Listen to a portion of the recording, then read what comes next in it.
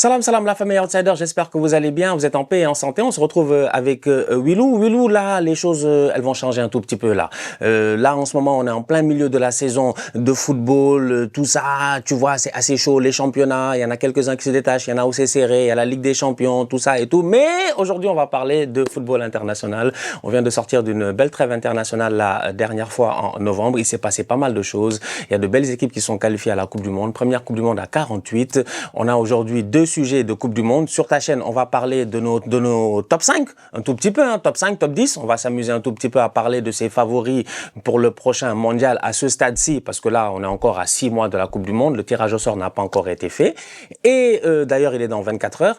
Et d'un autre côté, sur ma chaîne, on va parler un tout petit peu des nouvelles règles, parce que c'est bizarrement à la Coupe du Monde qu'on introduit chaque fois des nouvelles règles, en fait, de football. Donc, je me suis dit, pourquoi pas s'amuser à essayer de voir quelques règles que l'on pourrait copier d'autres sports ou quelques règles que l'on pourrait appliquer pour notre beautiful game. Donc, après cette intro assez longue, Willou, comment tu vas?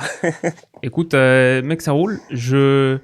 En vrai, j'ai une petite nostalgie des 14 minutes de temps additionnel de la Coupe du Monde 2022, des 18 minutes ajoutées pour boucler le match. Il y avait un petit truc. Bon, après le fait qu'on soit repassé à des durées plus normales, ça rend nos tafs à nous peut-être un peu plus simples. Je peux me coucher 15 minutes plus tôt. Mais mais t'as raison, c'est vrai, chaque mondial, et même historiquement, quand tu remontes au XXe siècle, l'introduction des remplacements, je pense que ça se fait pour peut-être la Coupe du Monde 70 ou 74, un truc comme ça. Avant ça, tu commençais avec 11 joueurs, tu finissais avec les mêmes 11, peu importe ce qui se passe. Donc il y avait des mecs qui finissaient, bien sûr, classiquement Beckenbauer avec le bras en écharpe et qui jouent tout le match limite avec un plâtre, des grands moments historiques. Chaque Coupe du Monde apporte, en tout cas beaucoup de Coupes du Monde ont apporté leur lot de transformations réglementaires. Donc très très chaud pour me poser et réfléchir à ce sujet. Et très content de te retrouver aussi, ça fait un moment. Mais là, je crois on va bien enchaîner, donc c'est cool. Ouais, non, t'as parfaitement raison, hein. C'est à chaque fois à la Coupe du Monde qu'il y a des trucs bizarres. Il se passe, je pense que c'est en 74 au Mexique, quand ils ramènent la couleur, parce que c'est la première Coupe du Monde, je pense, qui est en couleur, qu'à ce moment-là, on décide... 70 au Mexique, 70. la première Coupe du Monde en couleur. Ouais. Voilà, et c'est à ce moment-là que les gars, ils ont ramené les cartons, parce que commencé à ramener apparemment les cartons je pense, hein, jaune, rouge, machin, et tout, parce que bah là, tu peux voir maintenant, tu vois. Donc à la télé, avant, c'était différent. Avant, les gars étaient en noir et blanc, tout le monde était en noir et blanc. Hein. Il fallait vraiment que tu reconnaisses ton oncle, ton cousin, ton joueur préféré. C'était un peu plus difficile. Donc évidemment, les choses, elles ont changé. Aujourd'hui, on va s'amuser un tout petit peu à se plonger, voilà, dans ces affaires l'IFAB. Donc le Football Board Association là. Et s'amuser à voir ce qu'on peut créer. Est-ce que tu as des trucs qui te viennent en tête ou est-ce que tu veux que je balance moi en vrac? Parce que moi, franchement, je pense que j'en ai 5-6 là, au hasard. Vas-y, comme ça. bah, je vais t'en sortir un déjà. C'est un truc dont j'ai parlé depuis un moment. Oui. Je pense que le penalty, il y a un problème avec le penalty en foot. Et je parle même pas de ce qui amène le penalty, les potentielles mains, etc. Mais juste la sanction du penalty, elle est souvent disproportionnée par rapport à la nature de l'infraction. Grosso modo, un penalty, c'est 75% du temps un but. Je pense que c'est trop pour plein d'actions qui méritent pas 0,75 buts. Il y a des actions, des mecs qui sont en train de sortir de la surface, au coin de la surface de réparation, le contact est un petit peu léger, et ça te donne d'un coup 3/4 de but, et ça inverse totalement des rencontres. Je pense que dans le foot, c'est une des faiblesses du game design du foot, c'est qu'il y a trop de matchs qui tournent sur des pénaltys d'équipes qui honnêtement n'ont pas produit assez dans le jeu pour véritablement l'emporter. Donc ça, c'est un petit souci que j'ai depuis très longtemps. Comment est-ce que tu répares la chose? Peut-être que tu réduis la surface dans laquelle il y a effectivement penalty, et peut-être que c'est plus un arc de cercle qu'un rectangle, où les bords de la surface de réparation, pour moi, ça devrait pas te donner un tir à 11 mètres sans opposition comme ça. Peut-être que c'est plus un arc de cercle qui est à genre 8 mètres ou 10 mètres, on va dire, du gardien. Et là-dedans, effectivement, ça te donne le penalty. Peut-être que hors de ça, c'est un coup franc direct à l'endroit où la faute a été commise, mais genre sans mur. Donc par exemple, ce serait intéressant de voir, je sais pas, Harry Kane à 13 mètres, excentré un peu sur la gauche, mais sans mur. Est-ce qu'il est aussi létal? Je pense il y a peut-être quelque chose à faire autour du penalty. T'as personne dans la surface de réparation dans ce genre de situation. Personne dans la surface de réparation, pas de mur. C'est pas comme les coups francs indirects qu'on voit, etc. Cool, ça. J'avoue, mais du coup, bien.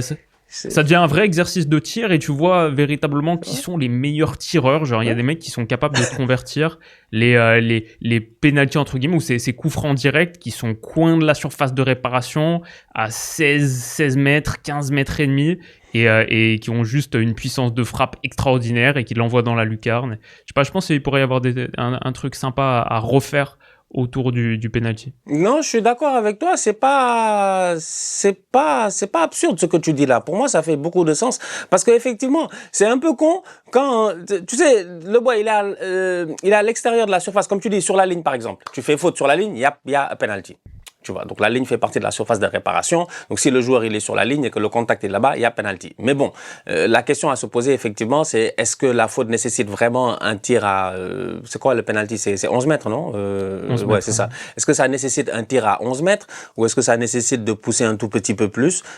Ça fait du sens. Moi, je suis d'accord avec toi sur les penalties. On va voir ce que les gens vont nous dire en commentaire, c'est quoi leur idée. Moi, sur les penalties, par exemple, j'aurais rajouté un petit truc qui va un peu dans la lignée de ce que tu dis plus ou moins pour diminuer un tout petit peu ce pourcentage de chance-là qui est effectivement un peu trop élevé. Et quand un match bascule sur un penalty, des fois, ça peut, c'est bon, le bonheur des uns fait le malheur des autres. Hein. Ça peut paraître un peu chiant, un peu lourd en te disant que ouais, j'ai joué tout un match et finalement j'ai fait une erreur et ça m'a coûté ce but-là et qu'il y a 3 chances sur 4 que le mec il marque le but. Je pense que interdire les rebonds sur le penalty, ce serait pertinent. Franchement, ce serait pertinent. En fait, la dernière fois, je sais pas c'est qui j'ai vu, il a raté le penalty et le mec, je pense que c'était en première ligue ce week-end. Il a raté le, il a raté le penalty et puis après il a eu le tap-in et j'ai eu mal pour le gardien parce que j'ai dit quand même le gardien il a fait le plus dur d'arrêter le penalty. C'était Donnarumma non qui avait fait l'arrêt. Il me semble c'est Sidi, c'est Sidi. C'est possible. Ouais. C'est possible. C'est Donnarumma qui a fait l'arrêt et c'était pas le match de Fulham, je pense que c'était l'autre match. C'est celui avant, c'est celui de samedi. Celui avant, je me rappelle même plus c'était qui. Attends, je vais te le dire tout de suite. Manchester City a joué son dernier match contre Leeds, 3-2. Leeds, ça doit être Leeds peut-être, hein. C'était pas Leeds? Peut-être il y a Mecha qui a... Qui a raté? Il y en a un qui a raté un penalty en tout cas ce week-end en première ligue et qui est venu, qui a claqué un tap-in et puis ça a changé le truc et j'étais comme un peu dommage. Donc ouais, c'est des choses sur lesquelles on pourrait essayer de regarder, essayer de repenser à la structure du penalty. Mais j'aime bien ton idée de créer un coup franc là où la zone. C'est-à-dire que effectivement, si on redélimite la surface de penalty qui te permet de frapper un penalty à 11 mètres dans l'axe, un 1 contre 1. Si on redélimite cette surface-là, toute surface autre qui est quand même dans la surface de réparation initiale devient un coup franc. Direct ou indirect, dans tous les cas de figure, je pense que ça...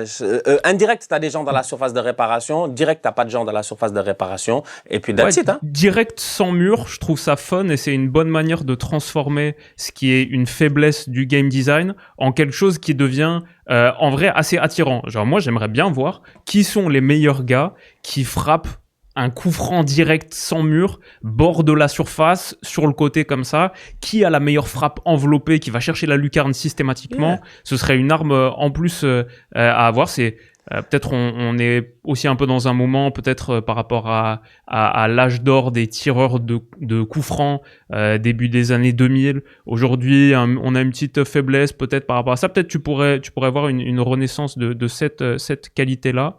Et après, sinon, je suis d'accord avec toi pour les rebonds. En gros, faire comme sur les séances de tir au but. Je suis d'accord. Le tireur a pas besoin de cet avantage supplémentaire-là. Encore plus maintenant qu'on a stabilisé les gardiens sur leur ligne, qu'ils ont ces règles-là à respecter. Je suis d'accord. Si tu rates ton penalty, c'est raté. Et ça aussi, ce serait plus logique. Ça me donne l'idée du coup franc de Tony Kroos, en fait, que j'ai encore en image de la Coupe du Monde, décalage de Ozil, je pense, enroulé. 2018. Voilà, c'est ça, un peu.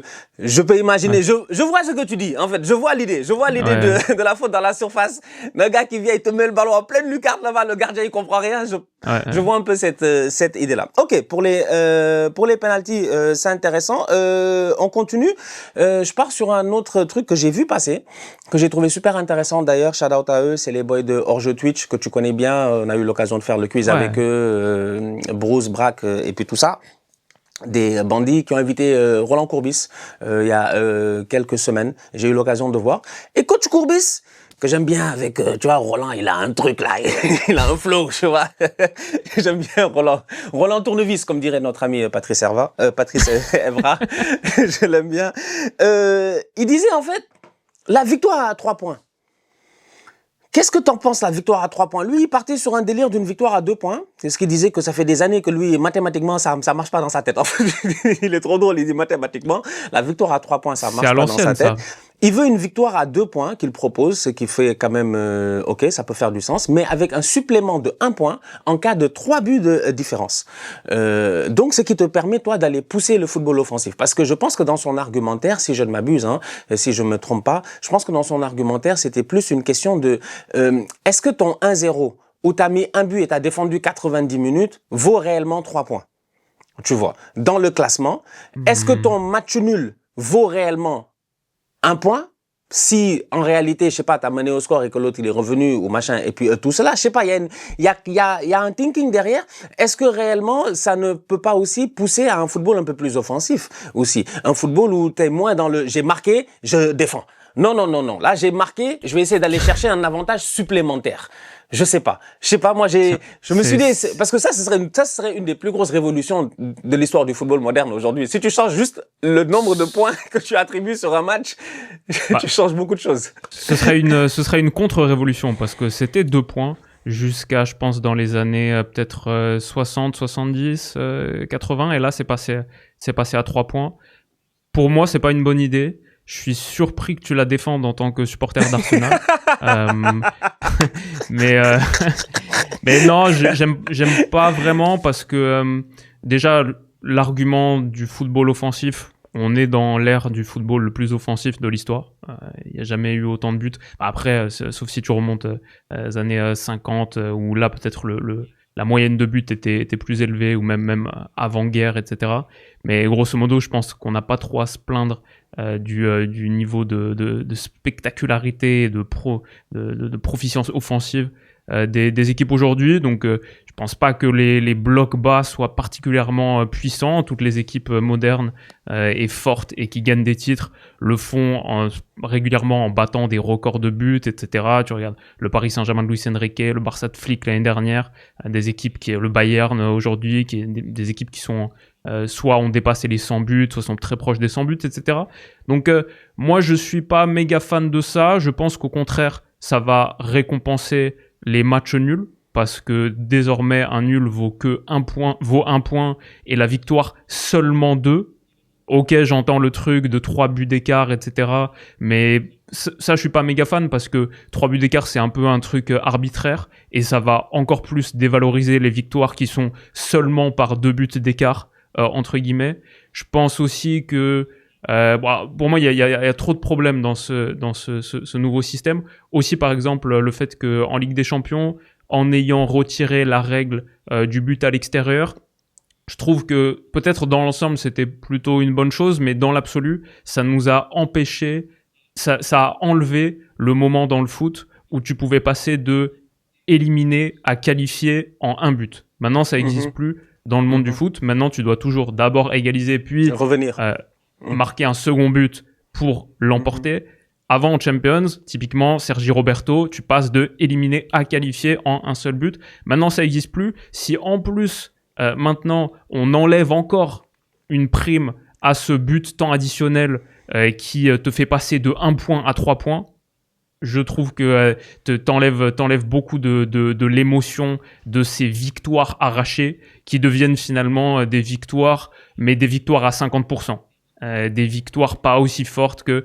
Et en plus, je trouve que tu mets un petit peu trop d'emphase aussi sur à quel point est-ce que tu es capable d'écrabouiller les petits. Tu vois, genre, grosso modo, un championnat peut se décider sur est-ce que tu as battu ouais, je comprends. les Wolves 4-0, et ça c'est limite plus important que d'avoir battu Manchester 1-0. City 2-1 dans ton titre. Donc je trouve ça pas très fan de ça. Et le bonus et le bonus offensif? Qu'est-ce que t'en penses? Juste si on se basait juste sur un bonus offensif, tu vois, des fois tu te dis, ok, est-ce que tu peux avoir genre 3 points, mais dépendamment de la différence de but, on établit un bonus offensif de maximum 1 point. Tu vois? Pas nécessaire pour moi. On a déjà le goal average. Dans certains championnats, on a le goal average particulier. Parfois, ça fait la diff. Je pense que c'est encore quelque chose qui va accroître le fossé entre les gros et les petits. Je pense que sur 38 journées, de toute manière, sur un championnat, t'as ce qu'il faut pour faire la différence. Et les attaques sont systématiquement récompensées. Les champions, tu regardes les champions des 5 championnats majeurs, année après année, 80% du temps, c'est déjà les meilleures attaques. Et je suis pas méga fan de se dire, allez, parce que j'ai battu telle équipe 6-0, je prends encore plus de points, etc. Je pense pas qu'on ait besoin de ça. Si on était dans un foot deadlocked, où les défenses étaient super fortes et dominent systématiquement année après année, et qu'on va vers un appauvrissement du jeu offensif à cause de ça, comme le moment sans doute où on est passé de la victoire de 2 points à la victoire à 3 points pour récompenser les équipes qui prennent des risques. Peut-être qu'on était dans un moment de faiblesse de la spectacularité du foot. Aujourd'hui, je crois pas du tout que ce soit le cas, donc je donnerais pas encore un avantage supplémentaire aux gros qui sont capables de mettre des gros scores quand ils jouent les petits tout le temps, de finir les matchs avec leur 14e, 15e, 16e joueur, parce que maintenant on a les 5 remplaçants, ce qui favorise aussi les gros clubs avec leurs gros effectifs, etc. Je pense pas que ce soit nécessaire. Au contraire, pour moi, ce serait une mauvaise évolution. C'est cool, c'est carré. Je continue mes évolutions, et vu que j'ai un côté un peu très nord-américain, je suis obligé de m'inspirer un peu du bordel nord-américain. Ça va peut-être pas plaire aux puristes, nos puristes du football, mais n'empêche, il y a quand même quelques petites idées qui me viennent en tête. La première, elle a été proposée par Manuel Pellegrini ces derniers temps. Je l'ai trouvé assez cocasse et assez drôle. Je sais pas ce que t'en penses. Pellegrini veut un backcourt violation. J'ai dit Pellegrini, on est 11. Ouais. J'ai dit on est 11, mon gars. À moins que tu me crées une deuxième ligne médiane. Ok. Je dis, ok, si tu me crées une deuxième ligne médiane, donc si on part sur un terrain de football, qui devient un terrain délimité à la football américaine, pour vous donner un visuel, donc tu as les yards 10, 20, machin, tout ça, et que tu prends pas la ligne de la moitié, et que tu prends la moitié de la moitié, et que tu te dis qu'une fois qu'une équipe a dépassé la moitié de la moitié, elle n'a plus le droit de revenir, de ramener le ballon dans cette moitié-là. Donc du coup, ça revient sur le retour en zone au basketball. Une fois que tu as dépassé la moitié de terrain, tu es obligé de finir ta possession, tes 23 secondes, en fait même, tu as 8 secondes pour sortir, et tu es obligé de finir le reste, les 17 secondes, machin, 16 secondes qui restent dans l'autre moitié de terrain. Si on met ça au football, lui, il dit, dans sa manière de voir les choses, il y a moins de retour en arrière, il y a moins de gars qui essaient de tuer du temps en fin de match. Il y a moins. Moi, je pense que Pellegrini, il est sorti d'un match où, en fin de match, il devait être mené 1-0. Ouais, il avait la rage, hein, clairement. C'est un concept intéressant. Je pense que c'est comme la règle du hors-jeu. Ça transforme tellement ton sport que le foot ressemble plus du tout à la même chose. Donc, c'est risqué, c'est un peu trop. Et en fait, je vois trop d'angles où, ok, sur le papier, je comprends l'idée. Moins de possession défensive, moins d'équipes qui se protègent avec du jeu arrière, etc. Ça, c'est un peu l'idée de base. Mais dès que tu pousses un petit peu la réflexion, à quoi est-ce que ça va ressembler réellement? En fait, à partir du moment où tu peux plus repasser derrière, tu peux plus franchir la ligne médiane dans l'autre sens avec ces passes vers l'arrière, en fait, je pense que tu vas avoir des équipes qui jouent dans leur première moitié énormément. Parce que tant que tu es dans ta moitié et que t'as pas, comme en basket, une règle de 8 secondes pour en sortir, si au basket, il n'y avait pas la règle de 8 secondes pour sortir de ta première moitié, les équipes y passeraient beaucoup plus de temps et elles prépareraient leurs attaques dans cette moitié de terrain. Je pense que c'est à ça que ça ressemblerait en foot. C'est qu'en gros, le foot serait un sport de créer des premiers décalages dans cette première moitié et juste essayer de lancer des mecs dans le dos de la ligne adverse, un petit peu comme les équipes qui jouent contre le Barça actuellement. Et ben, elles passent beaucoup de temps dans leur moitié et après, en 1, 2, 3 mouvements, elles essayent juste de percer dans le dos de cette ligne très très haute. Mais finalement, moi, je vois un risque où, ok, bah du coup, il y a une équipe qui cherche avant tout à construire dans sa moitié de terrain pour lancer quelques mecs ensuite dans la moitié adverse et finir l'action le plus vite possible. Parce qu'après, une fois que tu es dans la moitié adverse, c'est presque un piège. Tu peux plus retourner dans ta propre moitié. Donc, c'est fini. Donc, tu veux finir l'action le plus vite possible dans la moitié de terrain adverse. Ok. Et bah du coup, l'équipe adverse, elle fait quoi? Et bah elle reste campée, elle, dans sa moitié. T'as plus d'équipe qui joue la pression et la ligne du hors-jeu à la médiane. Pressing, ça tue, ça sert plus à rien de presser en fait. Tu les attends et toi tu restes là, t'attends dans ta moitié de terrain adverse et du coup t'as deux équipes qui ressemblent comme quand on fait les 11 de début de match, les compos. T'as une équipe qui est dans sa moitié, l'autre équipe qui est dans l'autre moitié et effectivement t'as commencé à l'évoquer, on est 11, on est 22 joueurs sur le terrain. Les 22 joueurs sur le terrain, ça irait assez mal dans une moitié à partir du moment où tu peux plus repasser derrière en plus. Je pense qu'on verrait tellement aussi, c'est pas pareil qu'au basket parce que basket, tu vois régulièrement des retours en zone à cause d'imprécisions techniques, des passes qui sont mal données, des dribbles qui échappent, mais t'en vois pas tant que ça entre guillemets parce que le basket ça se joue à la main, il y a moins d'imprécisions techniques en général. Le foot, mec, le nombre de passes qui iraient vers l'arrière juste parce qu'elles sont un peu mal calibrées, un peu mal dosées, en vrai tu verrais 30 retours en zone par match, ce serait infâme. Imagine le basket avec 30 retours en zone par match, c'est horrible terrible à regarder. Donc je vois Pellegrini, je l'admire beaucoup, je le respecte beaucoup, mais le tonton, le tonton, je pense qu'en conf de presse il a dû péter un câble parce que là effectivement quand tu y penses, t'as raison, parce que le but au basket, c'était de dynamiser le jeu. Tu vois, au basket, ils ont tellement bien cadré leur jeu que c'est un jeu super dynamique, en fait. Tu vois, même la possession de 24 secondes, ils ont vraiment calculé le fait que, genre, ils ont complètement changé le truc. En fait. Et ils ont compris comment rendre ça entertaining, dynamique, rapide, efficace, cool, tu vois. Il y a un match qui s'était fini 19-18 au basket. Il y a plusieurs décennies. Ils ont vu ça, il y a une équipe qui a tenu le ballon genre 5 minutes d'affilée, un truc comme ça. Ok, maintenant 24 secondes. Ça fait pas de et ça a totalement transformé. Je sais pas moi, on n'est pas je sais même pas en fait, c'est dans quel sport tu gardes le ballon aussi longtemps en fait et ton but c'est de garder le ballon et que l'autre il le récupère pas. Je sais pas, ça c'est des sports à la récréation là. C'est des trucs à la récréation. Oui. Je sais même plus, j'ai oublié le nom. C'est des trucs de on garde le ballon et toi tu vas essayer de le truc. Donc ouais, non, ça c'est une idée qui effectivement je pense dans le monde du football est un peu plus compliquée. D'ailleurs à ce titre quand j'y pense que en parlant ça ma tête ça fait un parallèle avec le hockey sur glace. Dans le hockey sur glace, la règle du offside, elle est différente, tu vois. Par exemple, la règle du offside dans le hockey sur glace, tout le monde joue dans une moitié de terrain. Et si ton joueur dépasse la moitié avant le palais, il est offside. Tu vois. Donc, du coup, ta rondelle, ou je sais pas comment vous appelez ça chez vous, là, au Québec, on dit le palais ou la rondelle. Le palais, ouais. Ouais, c'est ça. Avant normalement, la rondelle dépasse toujours la moitié de terrain avant un joueur. Donc si tu regardes bien les mouvements au hockey, ils sont toujours en mode genre je suis presque à la moitié, pop, tu vois le gars il balance, hop le gars il sort. Mais t'as pas le droit d'être toi parti avant que la rondelle elle-même ait déjà passé la moitié de terrain, tu vois. Mais encore une fois, c'est des règles qui dynamisent un certain jeu et qui fonctionnent à 5 contre 5 en fait, tu vois. Donc par contre à 11 contre 11, je pense que ça devient assez compliqué. Donc du coup, le retour en zone pour Manuel Pellegrini, il peut attendre encore peut-être dans 50 ans. Ouais, tant que nous on le voit pas, ça va. Ça risque d'être compliqué. Tiens, j'ai un autre. Peut-être que celui-là tu seras d'accord. Celui-là sera d'accord. En tant que Canadien, je suis obligé, pour moi, je suis d'accord pour le power play. Pour moi, il faut des power play au football. Au hockey sur glace, on a des power play. Donc, du coup, quand tu fais une faute, tu sors pendant 2 minutes. Donc, l'équipe adverse, en face, elle a 2 minutes de power play à 5 contre 4, parce que c'est 5 joueurs contre 5. Des fois, ça peut être un 5 contre 3, parce que vous avez fait 2 fautes d'affilée qui font que l'autre a genre un double power play. Donc, du coup, il y en a un, il a fait une faute.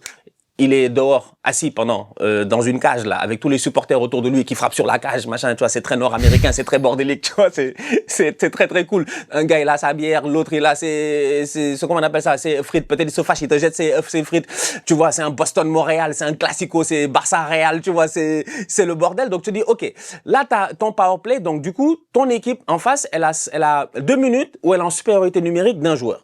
Si, dans l'autre équipe, il y a une autre faute, l'équipe est en supériorité pendant aussi 2 minutes avec peut-être 3 joueurs en face parce que ça peut s'accumuler, tu vois. Est-ce qu'on peut mettre en place, parce ils en parlent déjà dans le monde du football, du carton bleu ou du carton, appelez ça comme vous voulez, d'un autre carton, qui permettent d'éviter d'avoir, comment on appelle ça? C'est-à-dire que ce serait un middle entre le jaune et le rouge. Donc, le jaune, c'est une faute, c'est un avertissement, tu as le droit de rester sur le terrain. Le bleu, tu sors pendant 2 minutes ou 3 minutes, l'équipe adverse est en supériorité numérique. Au football, vu que c'est 90, on peut augmenter à genre 5 minutes, je sais pas. Et le rouge, t'es exclu. Qu'est-ce que t'en penses, ça? Écoute, sur le papier, je trouve que ça introduit un élément de game design qui est sympa. Effectivement, le fait d'avoir une supériorité numérique pendant un court laps de temps, intéressant, ça donne lieu à plein de nouvelles dynamiques. La configuration du match, elle change pendant ce moment-là. Tu as beaucoup plus de travail tactique sur comment attaquer en supériorité numérique, comment défendre en infériorité numérique. Et du coup, ça je trouve que c'est intéressant et c'est sans doute une des parties un peu sous-exploitées du monde du foot. Comme il y a quelques années, on a découvert qu'il y avait franchement une poche de performance à aller chercher dans mieux jouer les touches. Et tout le monde s'est doté d'un entraîneur des touches et on a travaillé les touches. Je pense que la supériorité et l'infériorité numérique, c'est encore relativement peu considéré dans le monde du foot. Je ne sais pas à quel point les équipes s'entraînent, bossent des systèmes tactiques approfondis sur quand on sera à 10 ou alors quand l'adversaire sera à 10. Je pense qu'il y a des choses à aller chercher. Peut-être le Chelsea d'Enzo Maresca qui se retrouve à 10 un match sur 2 devrait y réfléchir. Même hier, Estevao, il a échappé. Estevao. Très peu disciplinés. Mais ouais, en tout cas, sur le papier, j'aime bien la dynamique que ça introduit. Dans les faits, il y a un petit truc qui me dérange, c'est je trouve déjà que l'arbitre et ses décisions ça a beaucoup d'importance dans un match. On a parlé du penalty par exemple. C'est des moments tellement de points de bascule d'un match. Et le foot et ses sanctions et le foot et sa législation, sa jurisprudence, elle est tellement floue que parfois j'aimerais pas en gros que ce carton orange, ou alors dans d'autres versions que j'ai entendues où en fait c'est le carton jaune qui met un joueur sur le banc 5 minutes. Et c'est une sorte de pré-exclusion et ça renforce l'impact du carton jaune. Mais il y a tellement de cartons jaunes border et le fait de leur donner encore plus d'impact sur un match, ça me dérange un peu. Je vois pas trop de monde aussi où tu mets en place cette mécanique de power play et tu la soumets pas à l'approbation de la VAR. Parce que ça va avoir tellement d'importance, comme un carton rouge, comme un penalty. C'est des choses qui ont tellement d'importance que tu es obligé maintenant qu'on a l'arbitrage vidéo, tu es obligé d'utiliser la vidéo pour vérifier si effectivement ça méritait carton orange ou si ça méritait situation de power play. Donc ça fait encore plus de moments où l'arbitrage vidéo intervient. Et grosso modo, disons que cette règle... contrairement à d'autres qui par exemple comme la modification du penalty, je trouve enlève un petit peu d'emphase sur les décisions arbitrales. Cette règle, je trouve qu'elle ajouterait de l'emphase sur les décisions arbitrales et on aurait encore plus de décisions arbitrales qui infléchiraient des matchs dans un sens ou dans l'autre, qui seraient au centre de nos débats et de nos conversations sur qui a mérité de l'emporter. Du coup, j'aime bien sur le papier, mais peut-être si on arrivait d'abord à une version du foot et de nos matchs où l'impact des décisions arbitrales est réduit dans d'autres parties, dans d'autres composantes du jeu. Est-ce que c'est pas plus... Est-ce que quand j'y pense, et toi, je t'écoute parler et je me dis, mais finalement, est-ce qu'on n'a pas le sport le plus compliqué à arbitrer? Avant de replonger dans ce... Parce que je me dis, j'ai l'impression que dans les autres sports, c'est clair. Les règles sont plutôt claires. Donc les gars ont moins de place à l'interprétation. Ils peuvent se plaindre. C'est vrai. Tu vois, par exemple, au basket, c'est souvent des problèmes de possession. En fait, le vrai problème, c'est est-ce que j'ai touché le ballon, tu l'as touché, c'est la dernière main ou le dernier truc qu'il a touché avant que c'est sorti, parce que la possession est ultra importante, parce que la possession peut changer le cours d'une rencontre, surtout en fin de rencontre quand c'est assez tight entre les deux équipes. Au hockey, je regarde et je me dis, il y a des fautes qui sont assez claires au hockey. Très très claires en fait. T'as pas le droit de slash. T'as pas le droit d'avoir genre le bâton de hockey au-dessus d'une certaine partie du corps.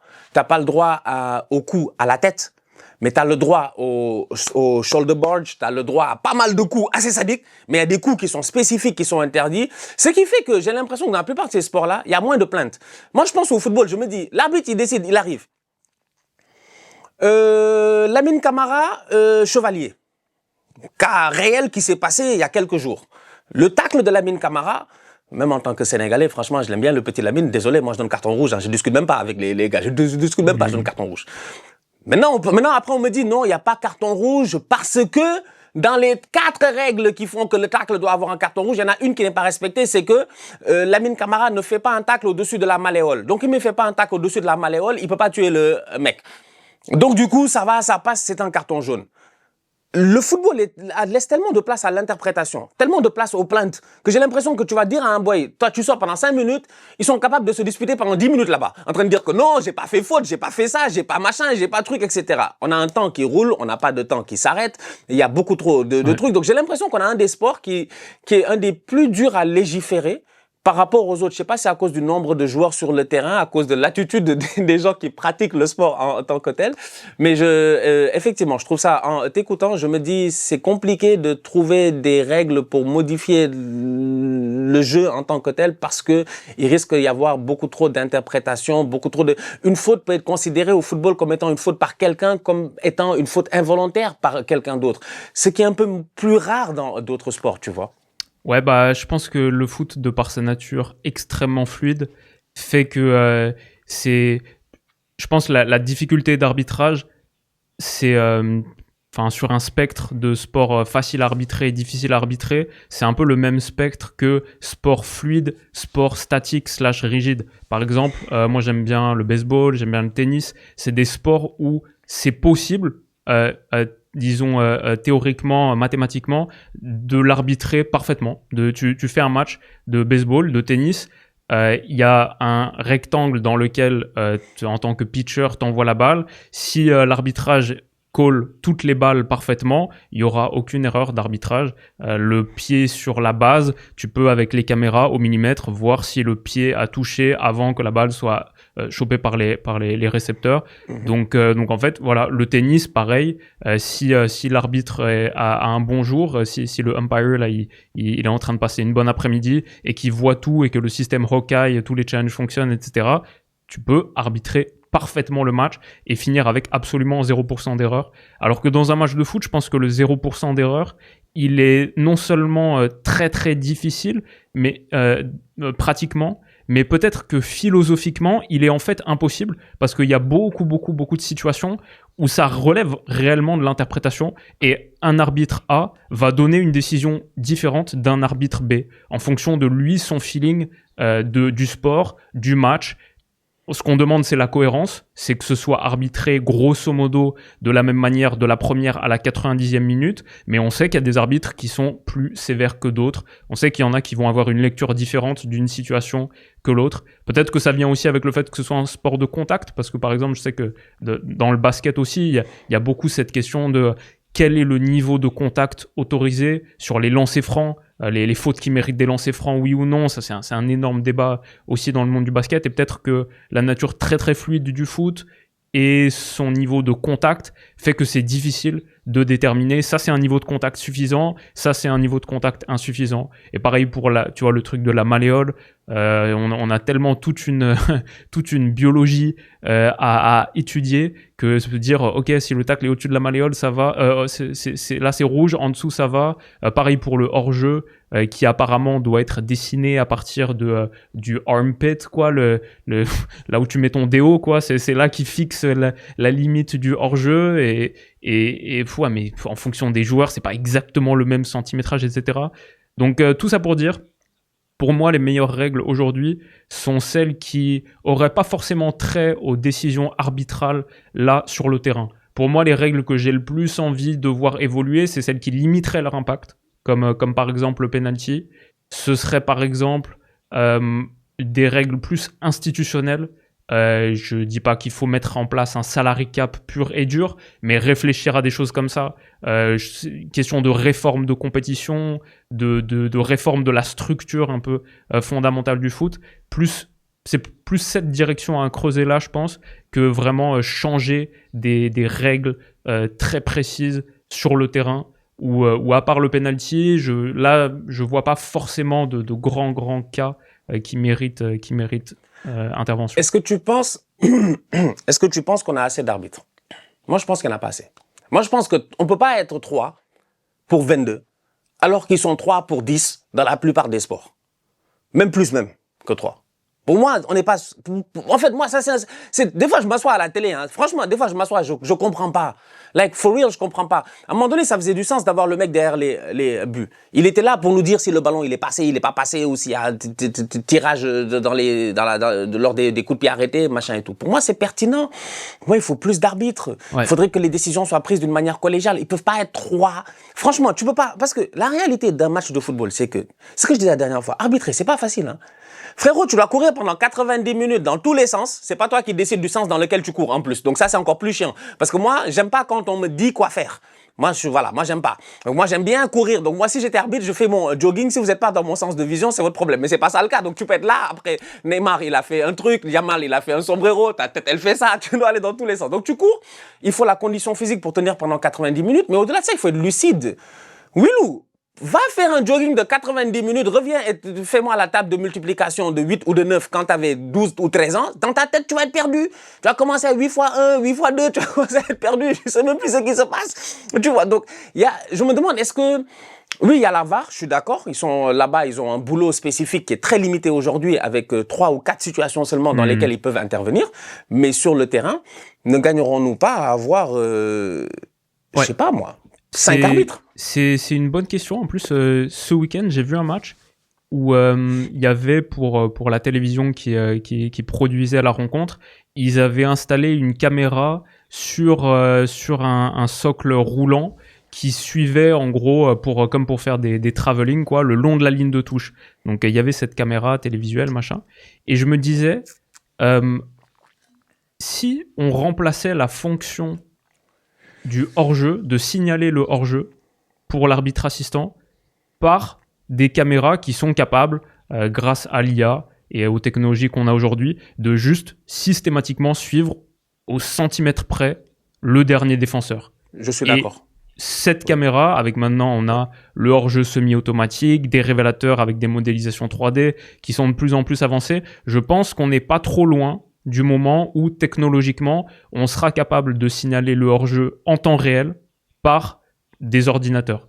Et donc des caméras robots comme ça qui suivent, où dès que la passe est donnée, s'il y a hors-jeu, le voyant il s'allume en rouge, visible pour tous, au stade comme à la télé, mais il s'allume instantanément. Ça, ce serait, je pense, possible dans pas trop longtemps, ou peut-être qu'il y a des tests à faire là-dessus, pour permettre d'avoir plus la frustration du but qui est marqué, et en fait, non, il est retiré, plus le sentiment très désagréable de pas pleinement célébrer un but, parce que peut-être qu'il va être retiré, etc. Ça, c'est horrible. Plus l'attente interminable aussi de 3 minutes pour vérifier, machin. Si on progresse sur la technologie du révélateur et qu'on a ces caméras sur des socles roulants comme ça, qui suivent vraiment, ils sont capables de donner instantanément la vérité, peut-être que ça libérerait aussi, peut-être tu peux garder les arbitres de bord de côté, de bord de terrain, mais tu les gardes simplement pour une fonction arbitrale de signaler les fautes. D'avoir effectivement des arbitres centraux, entre guillemets, qui sont là pour siffler, comme au basket jeter finalement, le flag. où ils sont le trois. flag au football américain. Ouais, voilà, les flag. petits mouchoirs blancs. Mais au basket aussi, ils sont 3 umpires qui sont constamment en train de rotate. T'en as un ligne de fond, t'en as un sur le côté, t'en as un sur l'autre côté. Et de cette manière, tu peux couvrir l'intégralité du terrain. Je serais pas pour plus d'arbitres qui sont véritablement sur le rectangle vert, parce que je pense qu'avec 22 joueurs, il y a trop de moments où il peut y avoir des interférences. Moi, je suis d'accord avec toi, hein, quoi. Parfois, sur certaines séquences, je regarde l'arbitre, je suis l'arbitre, et ça me file de l'anxiété directe. Il doit constamment modifier sa position. Je me dis, mec, t'es entre Rodri, Pedri, Yamal, et là, tu te dois dire, ok, je comprends grosso modo où ils veulent en venir dans le jeu, donc je vais pas me mettre là. Je me dis, parfois, les arbitres, ils doivent avoir un QI foot de malade, en vrai. Tu les mets dans le milieu de terrain de Pep Guardiola, et ils sont à l'aise, genre, ils lisent le jeu, ils savent où le ballon va aller avant. Je mettrai pas plus d'arbitres centraux du coup sur le terrain parce que il y a trop de possibilités d'interférence. Mais libérer les arbitres assistants de leur fonction de révélateur de hors-jeu, avoir une machine qui gère ça comme c'est de plus en plus le cas de toute manière. Peut-être effectivement ça me plaît bien. Ouais. Donner plus d'aide aux arbitres, pas plus de pouvoir de décision et d'inflexion sur les matchs. Ce serait mon thème, je pense. Non, fair enough, je suis d'accord avec toi, effectivement. J'avoue que moi, je suis arbitre, peut-être je me suis déjà positionné. Ouais, j'ai eu des positions, tu vois, trois quarts comme ça, j'ouvre le corps. Le jeu est tellement beau. Tu es tellement en admiration que toi-même, tu veux demander le ballon alors que tu n'es pas inclus dans le bail. Non, non, tu as parfaitement raison. Ok, moi, j'aime bien cette idée-là. Pourquoi? Parce que je me dis, ok, en athlétisme, on l'a déjà. Techniquement, les derniers Jeux Olympiques à Paris nous ont montré sur le 100 mètres le plus serré de l'histoire des 100 mètres que Noah Lyles va gagner, mais il le gagne à genre, c'est quoi, ils sont pas quatre à genre, je sais pas moi, 10 centièmes de seconde ou 15 centièmes de seconde. Et pourtant, cette caméra photo finish là, qui nous suit depuis des années, depuis que je suis petit, moi j'ai l'impression depuis les JO de, je sais pas moi, les premiers que j'ai regardés, peut-être c'est Sydney 2000, je pense, d'avoir peut-être 9 ans, donc Sydney 2000, ouais. Donc depuis Sydney 2000 et puis Athènes 2004 ou machin et puis tout cela, on sait que cette caméra-là ne se trompe presque jamais sur la photo finish en athlétisme. Donc oui, je pense que peut-être tu as raison, 20 ans plus tard, 25 ans plus tard, il doit y avoir un moyen d'avoir un truc qui fasse tac, droite-gauche et être sûr de pouvoir vraiment suivre le dernier défenseur, avoir cette référence-là et nous permettre de régler le problème du hors-jeu. Ok, j'aime bien cette idée-là. Tiens, tu vois, après 30 minutes de discussion, on en arrive à une et demie qui sont déjà pas mal. Celle-là est pas mal. Mais le foot qui existe depuis 150 ans et qui a pas changé la taille du terrain, qui a pas changé la durée d'un match, c'est aussi parce qu'il y a certains éléments du game design du foot qui marchent très très bien. On a quand même créé un jeu et un sport assez incroyable. Moi, je suis de nature, je suis assez conservateur sur les changements de règles du foot, qui est un sport magique depuis presque 2 siècles maintenant. Donc, faut faire attention, faut pas faire n'importe quoi. Mais aider un petit peu les arbitres, ouais, je pense, bonne idée.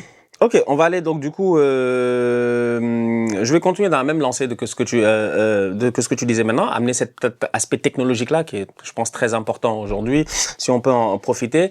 Moi, je suis pour la goal line tech sur tout le terrain.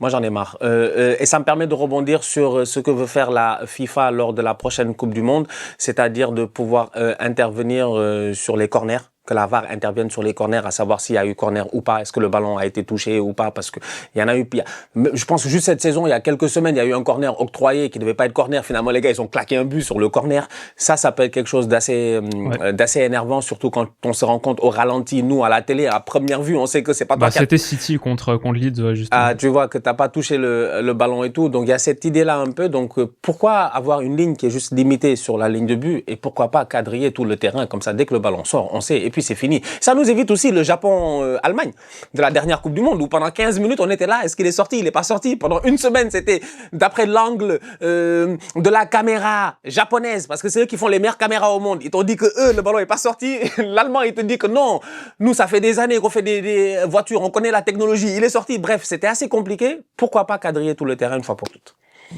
Ouais, très bonne idée. En plus, ça décharge encore plus l'arbitre bord de terrain. Il va se retrouver sans job, lui. Hein. De plus en plus, là, on est en train de le mettre au chômage. Et effectivement, ça le libère d'une tâche pour laquelle souvent il est très très mal équipé. Parce que en vrai, mec, en vrai de vrai, tu sais, les arbitres bord de terrain, ils ont chacun leur moitié. Ils couvrent pas les deux moitiés. Non. Sur une mi-temps, ils ont chacun leur moitié. Donc il y a des moments où potentiellement, si t'es poteau de corner dans le coin là-bas, de l'autre côté de l'arbitre assistant, et l'arbitre central, il n'est pas au poteau de corner avec les joueurs, hein, lui maintient sa distance. En vrai, je sais pas comment ils font, les gars, pour savoir que le ballon il est sorti, oui ou non. En fait, je sais comment ils font. Ils jugent énormément la gestuelle des joueurs. Ils réussissent tellement souvent. Je vois genre aujourd'hui 20-30% des décisions arbitrales. Je vois que le mec, il sait pas lui, mais il regarde les joueurs autour pour comprendre. Tu vois, il y a plein, si j'étais joueur professionnel ou si j'étais coach, je dirais à mes gars, mec, quand tu demandes la touche, quand tu dis que c'est pour moi, arrête de le faire en reculant pour te replacer. Ça, c'est un giveaway total. C'est un tel. Il y a plein de joueurs, ils font ça. Ils font, ouais, c'est pour moi. Mais en vrai, ils sont déjà en train de se replacer parce qu'ils savent que c'est pas pour eux. Les arbitres, ils savent, ils connaissent tous ces petits tels, tous ces petits giveaways comme ça. Et ils utilisent ça pour prendre les bonnes décisions. Donc, ça marche. Psychologiquement, c'est bien fondé. Mais effectivement, c'est un peu quand même à l'aveugle. Donc, ils ont pas une vision 16 sur 10. C'est pas des aliens. Effectivement, Hawkeye ou goal line sur toutes les lignes du terrain. Moi aussi, ça me va. Je pense qu'il y a un principe à respecter, c'est il faut que la durée de prise de décision soit corrélée à l'importance de la décision. Tu peux pas prendre 1 minute pour attribuer une touche. Si on va mettre la goal line sur les touches, est-ce que le ballon est sorti, oui ou non? Alors dans ce cas-là, il faut que la décision elle soit prise instantanément. Pour une touche, on peut pas attendre même 10 secondes pour savoir si à qui il faut la donner, oui ou non. Pour un but, on est prêt à attendre parfois 3-4 minutes. C'est beaucoup trop, il faut qu'on arrive à diminuer ce niveau. Mais pour une touche, il faut que ce soit instantané. Et je veux dire, mec, pour un corner, pareil, on peut pas passer 1 minute à décider pour qui est le corner, oui ou non. Sinon, on passe notre vie à faire de l'arbitrage. De rebondir rapidement et de te relancer automatiquement. Parce qu'à un moment donné, petit à petit, les gars sont en train de s'imposer. Tu vois, moi, je me rappelle, mon daron m'avait dit il y a 4 ans, 5 ans, il m'avait dit un jour, on va aller vers un sport où ça va être 100% américain. Il m'a dit, tu vas voir les Américains, là, ils vont petit à petit, ils vont venir, ils vont commencer à foutre leur bordel, vous allez rien comprendre. Vous pensez que le football vous appartient, mais ils vont commencer à le modifier un tout petit peu. Je me dis, aujourd'hui, on est déjà arrivé à des fois, t'as l'impression, il fait pas chaud. Mais les gars vont te faire water break. Je comprends pas. J'ai vu des situations où, voilà, Wilou, on sait quand il fait chaud, quand il fait pas chaud. J'ai vu des situations là, il fait 25 degrés, 26 degrés, les gars, ils font water break. Water break, pourquoi? En fait, c'est parce que tactiquement parlant, peut-être que le football aujourd'hui a besoin de cette pause en 45 minutes, tu vois, de cette petite pause de 5 minutes dans les 45 minutes. Ce qui m'amène un peu, finalement, au carton, tu vois, un peu. Arrêter le temps te permet d'éviter ce problème-là dont tu parles en te disant, ok, ça permet entre guillemets d'éviter le fait que tu perds beaucoup de temps sur certaines actions. Tu as un temps effectif de jeu qui est très faible. Un match de foot dure 90 minutes. Le temps effectif de jeu d'un match de foot est de 50 minutes peut-être en fait. C'est ça que les gars jouent au football réellement, 50 ou 60 minutes. Donc il y a un 30 minutes qui est dans l'espace qu'on comprend pas comment on doit gérer en fait, tu vois. Donc est-ce qu'on doit pas arriver sur une limitation un tout petit peu, un peu plus j'ai envie de dire, sévère des temps. Par exemple, là, la FIFA vient d'introduire ce nouveau truc-là. D'ailleurs, cette saison en Première Ligue, on a eu l'occasion de le voir. Je pense que c'était Dubravka, il me semble. Après 8 secondes, quand tu gardes le ballon, il y a corner pour l'équipe adverse. Tu n'as pas le droit de garder le ballon plus que 8 secondes ou 7 secondes. Avant, je sais même pas c'était quoi. Avant, c'était pas un coup franc indirect ou bien c'était une règle? Avant, c'était 6 secondes. Et c'était coup franc indirect, mais c'était jamais appliqué. Là, ils en ont fait un vrai truc en mettant une sanction moins forte que coup franc indirect potentiellement à 10 mètres. Là, ils le font corner et ils vont l'appliquer systématiquement. Donc là, ça, c'est te dire, ok, c'est bien, ça permet au gars de se gérer, t'as pas le droit de garder. Donc l'arbitre, apparemment, après 5 secondes, dès qu'il baisse la main, il te reste 3 secondes. Donc c'est ça. En fait, lui, il baisse la main à 5, il te reste 3 pour dégager ce ballon. Si tu dégages pas, il donne corner. Michael Oliver, je pense que c'était le premier. Lui, tu sais, lui, il aime bien les nouvelles règles, il aime bien le bordel. Ouais. Dès qu'il a vu ça, il a dit, corner. Donc ça, c'est bon. Les touches sont un problème. Tout à l'heure, t'en as parlé. Les touches en Première Ligue sont un problème cette saison parce qu'il y a énormément de buts sur touche, il y a énormément d'actions sur touche dangereuses. Des boys comme Kayode, ils font que ça. Je pense qu'ils vont quand tout le monde fait leg day, ils font upper body parce qu'ils sont là que pour les touches. En moyenne, sur les 9 premiers matchs sur 9 matchs de Première Ligue qui ont été cumulés depuis le début de la saison, ils ont pris les touches dans ces matchs-là.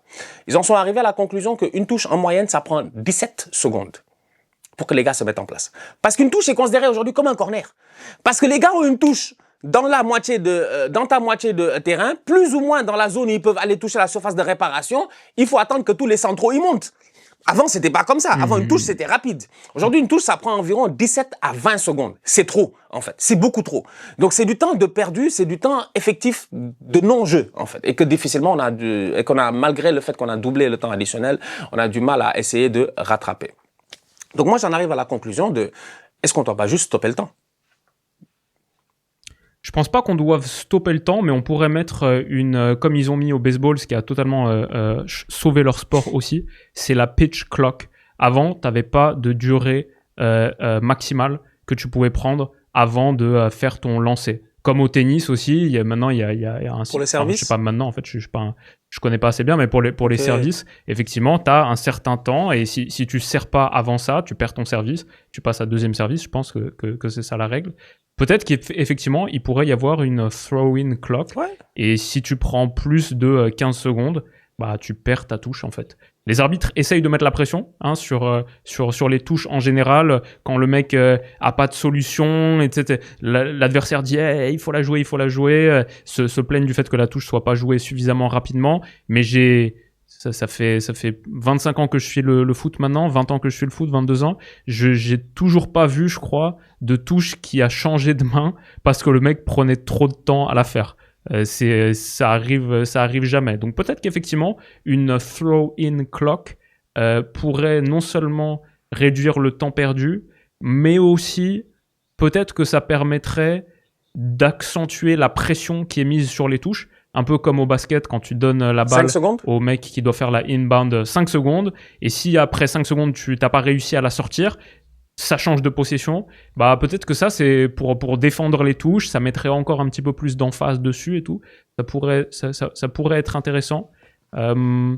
Et ouais, après sur les touches longues, bah disons que ça fait partie du jeu aussi, c'est pas ma partie préférée du jeu, mais ça fait partie c'est une arme en plus à utiliser, pourquoi pas, le foot évolue et c'est intéressant de voir comment des équipes peuvent utiliser les touches longues. Donc les touches longues par définition, ça prend plus de temps effectivement pour faire monter tout le monde, pour la jouer pleinement. Thomas Frank, dès qu'il a un coup franc qui est en dehors de sa propre surface de réparation, à Tottenham c'est pareil, ils veulent le jouer long, ils veulent faire monter tout le monde. Leur temps de jeu effectif, ça doit être 50 minutes par match. Donc ça nous donne pas la première ligue la plus kiffante sur cette révolution tactique, mais ça fait partie du jeu et peut-être que tu pourrais faire que les touches à partir d'une certaine distance, là il y a plus de throw-in clock ou alors c'est un petit peu plus long, etc. Mais dans l'ensemble, pour moi, les touches, c'est pas un problème majeur fondamental à adresser. Et sur les cartons, je sais pas si tu es en train de militer pour un poste à la FIFA et si tu veux plus de temps de commercialisation des matchs, introduire plus de pubs. C'est ça. Moi, je suis pas fan du temps de jeu effectif. Ce concept, je trouve c'est très bien le foot comme c'est actuellement. J'aime, tu sais, le foot, c'est beaucoup trop parce que le basket, le temps de jeu effectif, ce qui est pas mal, c'est qu'à la fin, ça donne la possibilité d'un buzzer beater. Ça, c'est assez incroyable comme concept. Ça marche super bien. C'est très spectaculaire. Le foot, de par la taille du terrain, les buzzer beaters, ça va très, très peu exister.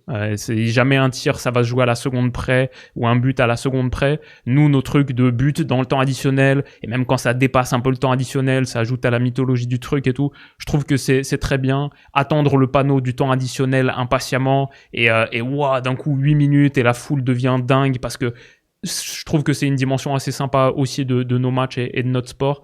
Donc je ne mettrai pas en place le temps de jeu effectif, d'autant plus quand je vois que un match de basket de 48 minutes théorique dure en vrai 2h30 à regarder et c'est assez infâme. Moi j'aime bien que mon match de foot il dure 2 heures max avec la mi-temps, avec le temps additionnel et je trouve que 2 heures d'ailleurs c'est une bonne durée pour un rendez-vous sportif. Plus que ça, les gens, tu veux comment les gens, ils ont une vie, tu tu vois. Le baseball, mec. Les gars, ils jouent 4 heures, 5 heures. Je comprends. Ouais, bah, heureusement, la pitch clock, elle a fait, non seulement il joue 4 heures, mais il joue 182 matchs par an. Donc, tout ça et c'est à 3 heures du mat. Donc, moi, j'aime bien le baseball, mais je regarde aucun match. Hein. À part quand les Giants sont en playoff ou quoi. Mais sinon, non, sinon, c'est trop compliqué. Ouais, tout ça pour dire le concept de temps de jeu effectif, j'en suis pas méga fan. Je trouve qu'on a une très grosse force dans le sport numéro 1 de la planète, de l'histoire. C'est incroyable ce qu'est le foot en ayant préservé l'unité structurelle de la mi-temps de 45 minutes ininterrompue, pas de pause pub, 45 minutes de jeu pur. En vrai, c'est un bonheur et c'est une chance extraordinaire. Moi, j'adore la NBA et parfois je me branche sur un match de NBA et c'est bon, au bout de 4 minutes, il y a déjà un premier temps mort qui a été pris et on passe à la pause pub et mec, ça fait 4 minutes que le match a démarré, c'est insupportable. Donc c'est vrai, ça rend fou et eux ils ont un très très gros problème d'ailleurs de fin de match. En vrai, moi je trouve que c'est un problème même fondamental et qui met en péril la NBA et le basket, c'est à la fin de match tous les temps morts qui sont pris pour jouer le jeu des lancers francs, des fautes volontaires, etc., ça rend la fin de match d'un match de basket catastrophique. Assez long et ça tue tout le piment et l'intensité du match, à part le buzzer beater et la dernière possession qui est incroyable, ça c'est stylé dans le basket, mais pour en arriver jusque-là, c'est insupportable en vrai. Alors que le monde du foot, c'est ce dernier quart d'heure ininterrompu, c'est magique, c'est incroyable, ça nous donne des moments sportifs t'as fabuleux. Pas tort, finalement, chacun a ses flaws, parce qu'autant nous, dans le dernier quart d'heure, il y en a un, il peut essayer de garder le ballon, faire circuler dans les 5 dernières minutes, te faire courir, tuer le temps, machin et tout. Autant de l'autre côté aussi, il y a ces, comme ils disent, les hack-shack là, Que tu vois, donc Ouais, te bien forcer sûr, à aller ouais. à la ligne, essayer d'amener Rudy Gobert à la ligne parce que tu sais qu'il va en rater peut-être 1 sur Ouais. 2, tu vois, donc ça t'arrange, Ouais. amener ton 5, ton pivot.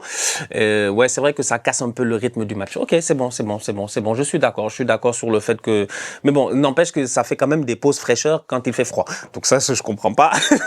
Ouais, non, mais ça, je suis d'accord. Voilà, Ça, je suis j'explique. d'accord avec toi. Moi aussi, il y a des moments où j'en ai vu et je suis allé sur Google et j'ai tapé genre weather, météo, là où le match se jouait pour juste vérifier quand même. Et en dessous de 25 degrés, Quelle chaleur non, t'as vu, toi? il n'y a pas de pause Ou même fraîcheur, les des gars. fois, moi je me rappelle Arteta, par exemple, il y a 2 années, on l'avait accusé de cela. En première, les gars Oui. l'avaient accusé parce que, bizarrement, Ramsdale, il y a 2 ou 3 ans, Ramsdale, à chaque fois, à la 20e minute, il avait une blessure. Bizarrement, dégagement, hop, Mais c'est Daniel Fark qui a pété un câble sur Donnarumma l'autre jour après City Leeds en disant bah, on sait très bien au il moment a où on cassé le était en rythme. train de revenir dans le match, reprendre le contrôle, il est tombé, Pep a donné des instructions tactiques et moi mon adaptation tactique, elle a été battue par l'adaptation que Pep a mis en place grâce à cette fausse blessure de Donnarumma. On sait tous que ça arrive, on sait tous ce que c'était et ça je suis d'accord, c'est pas mais bon, c'est dur de dire à des joueurs non, t'es Ouais, pas mais vraiment blessé, d'où carton jaune d'où pour la avoir nouvelle ça. règle qui te dit maintenant ce qu'ils veulent introduire peut-être à la prochaine Coupe du Monde. Si t'es blessé, tu sors 2 minutes.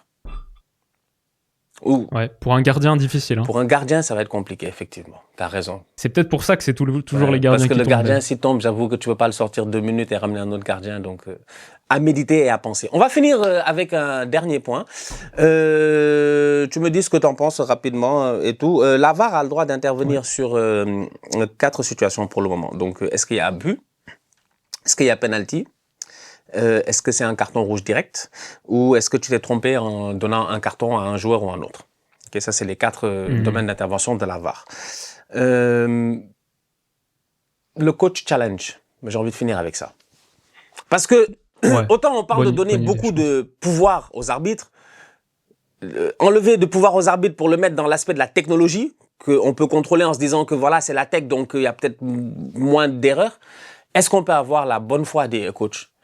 Et dans quel cadre est-ce qu'on peut donner des challenges aux coachs? Par exemple, je pense qu'au basket, tu as le droit à 2 challenges par match, ou je sais pas, ou 3. T'as le droit à un challenge et s'il est un successful, tu le gardes et donc là, t'as le droit à un deuxième. Mais jamais un troisième et si tu te trompes sur ton C'est premier fini. challenge, t'en Voilà, as plus. donc ça c'est déjà important. Donc est-ce que tu peux review le play? Avant, il y avait aussi un moment où, je sais pas si c'est encore maintenant d'actualité, où les gars, ils avaient durant les 2 dernières minutes ou les 3 dernières minutes du match, t'as le droit d'avoir Tout est checké. et tout. Donc toutes les décisions sont revues parce que c'est important, ça peut se jouer à un détail. Est-ce qu'au football, on peut faire confiance sachant que le joueur, il est malhonnête. Les arbitres, des fois, on sait pas. En fait, c'est un sport déjà de malhonnête. Le sport déjà, tous sont des malhonnêtes. Non, coach challenge, c'est une très bonne idée. C'est une trop bonne idée. Il faut absolument que ce soit mis en place parce que un par match, ça te tue pas le truc. Et il y a des moments où c'est flagrant qu'il y a une erreur. Tu sais pas pourquoi la VAR a pas appelé. Ouais, aujourd'hui, coach sur challenge, le banc, très bonne idée. les gars ont trop de choses. En fait, les gars, ils ont tous leur iPad, ils sont là, ils attendent. L'arbitre, il a vu là-bas, hein, tous ils attendent. 2 minutes plus tard, tu vois tout le banc qui se lève en mode genre wesh, mais il y avait une faute là, il y avait un truc qui s'est passé que toi tu n'as pas vu. Donc, il y a une certaine temporalité pour utiliser ton ouais, challenge. Tu vois, t'as un certain créneau pour l'utiliser. Et après, au basket, c'est pareil. Hein. Au basket, ils ont aussi les screens. Ils sont en train de checker le plus vite possible pour voir. Mais ce que j'aime bien, c'est qu'ils s'imposent une autodiscipline. Souvent, tu vois des joueurs dire à leur coach challenge. Et non, mec, on en a qu'un seul. Là, c'est le premier carton. Toi, je te connais. Je suis pas certain. Tu fais partie de mon équipe. Je suis pas certain qu'il y avait vraiment faute ou que c'est vraiment pour nous. Donc, ça introduit aussi de la discipline. Dans les coachs vont moins se plaindre et les staffs vont moins se plaindre s'ils ont la possibilité d'un challenge. Si t'as la possibilité d'un challenge et que tu l'utilises pas, mec, ça veut dire que t'avais pas raison. Donc, t'arrêtes de te plaindre et t'arrêtes de mettre de la pression systématique sur le quatrième arbitre. Je pense que ce serait une très bonne chose. J'avoue. Écoute, j'ai hâte de voir. Moi, le premier que je veux voir sous challenge, c'est bien entendu José Mourinho. C'est ce que je n'attends que ça, moi, de voir José Mourinho, à un moment donné, venir et nous dire... Parce que Mourinho a déjà commencé le challenge, pour ceux qui ne le savent pas. Petite anecdote, je vais finir avec ça. L'année passée en Turquie, quand il vient en plein match, il prend le laptop, il sort la faute, il va devant la caméra, il cherche les caméras de télévision, il va devant la caméra, il met le laptop en disant voilà la faute, vous l'avez pas sifflé. Donc ça peut être intéressant. En tout cas, dites-nous en commentaire ce que vous en pensez. Bilo, est-ce que tu avais d'autres règles comme ça qui te venaient en tête ou quelques petits trucs Non, franchement, très bon sujet, très intéressant de se pencher sur la transformation de notre sport, encore plus à l'approche d'une Coupe du Monde, où tu l'as parfaitement défini en intro. Ça fait partie des grands moments d'évolution du foot. Donc On on a verra. hâte de voir, ce qu'ils vont décider. Dans tous les cas, il y a un meeting de l'IFAB, qui décide des règles en mars prochain. Ils ont leur whatever they call it, congrès, je sais pas, réunion internationale, Ouais. et ils vont décider sûrement d'appliquer certaines petites règles ou pas qui vont s'appliquer sûrement lors de la Coupe du Monde. Donc à suivre, peut-être qu'on aura l'occasion d'en rediscuter. La famille, on se retrouve sur la chaîne de Wilou très très vite pour parler là maintenant de football, du terrain et des acteurs. D'ici là, on continue à liker, on continue à partager, on s'abonne, on est ensemble, on reste ensemble.